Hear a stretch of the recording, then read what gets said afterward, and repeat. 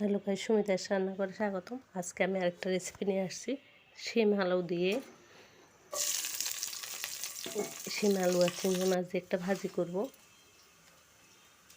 শিম আলু না, শিম বেগুন। এই ভাজিটা আপনারা করে দেখবেন বাসায়। আর প্রথমে আমি চিংড়ি মাছগুলা হলুদ আর লবণ দিয়ে মেখে নেব। এর মধ্যে দিয়ে দেব তেলের মধ্যে পেঁয়াজ, তারপরে দিয়ে দেব দুইটা কাঁচামরিচ আর পেঁয়াজগুলো ভেজে নেব।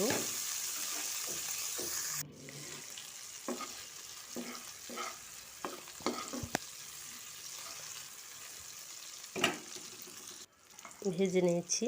এবার দিয়ে দিলাম শিম আর বেগুন। শিম আর বেগুনগুলো ভালোভাবে আমি মিশিয়ে নেব।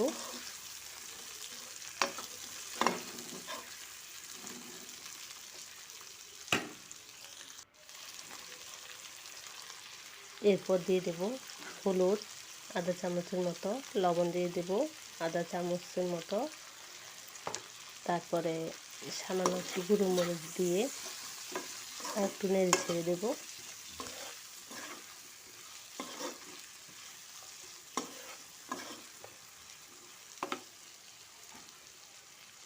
এই তো দেখেন, এই কিছুটা এগুলো সিদ্ধ হয়ে গেছে।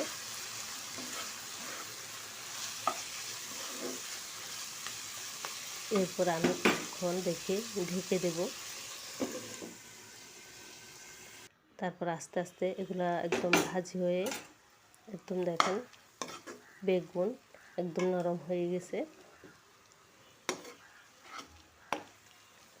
আর একটু নেড়ে ছেড়ে নেব, কারণ শিমগুলো অনেক সময় সিদ্ধ কম হয়, সেই জন্য আমি আর কিছুক্ষণ রেখে দেব। ধনে পাতা দিয়ে এবার কিছুক্ষণ রেখে তারপর একটু নেড়ে ছেড়ে নামিয়ে ফেলব। সামান্য একটা উপকরণ দিয়ে, শুধু 3টা উপকরণ দিয়ে এই ভাজিটা করা যায়। আপনারা বাসায় করে দেখবেন।